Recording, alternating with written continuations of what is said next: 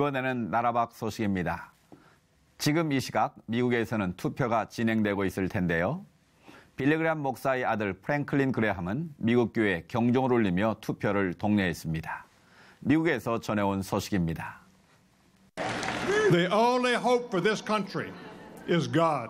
On the grounds of the Virginia State House, Franklin Graham led thousands of people in a time of Bible reading and prayer. As God brings to your thought, to your mind, the sins that this nation has committed, let's confess these sins out loud to God, right here on the steps of your Capitol.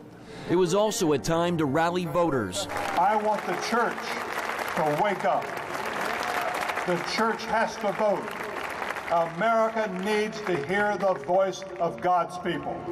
Graham says this is the most important election in his life, and he told the crowd the election is all about the Supreme Court. And during the next 4 years, there could be 2, 3, possibly up to 5 justices could be appointed.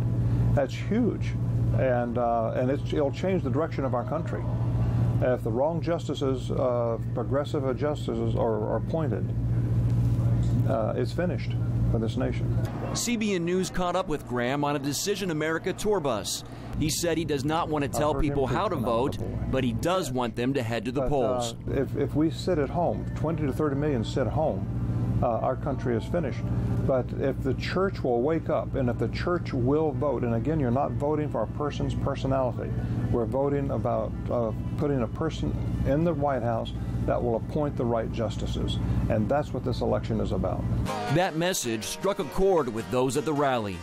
I know the two candidates aren't the best choices on either side, but regardless, you have an obligation as an American to vote and be prayerful about it. And don't just think about the personalities, but think about what's at stake. The Supreme Court is at stake here. Our way of life, in a matter of speaking, is at stake.